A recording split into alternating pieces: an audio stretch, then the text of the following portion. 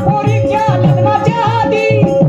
आणि हिने वयाला साधवली संधी हिने वयाला साधवली संधी हिने वयाला साधवली संधी पोरीच्या लग्नाच्या आधी आणि हिने वयाला साधवली हिने वयाला साधवली संधी हिने वयाला साधवली संधी कोणी नाही तिसरा दोघाच्या मधी कोणी नाही तिसरा दोघाच्या मधी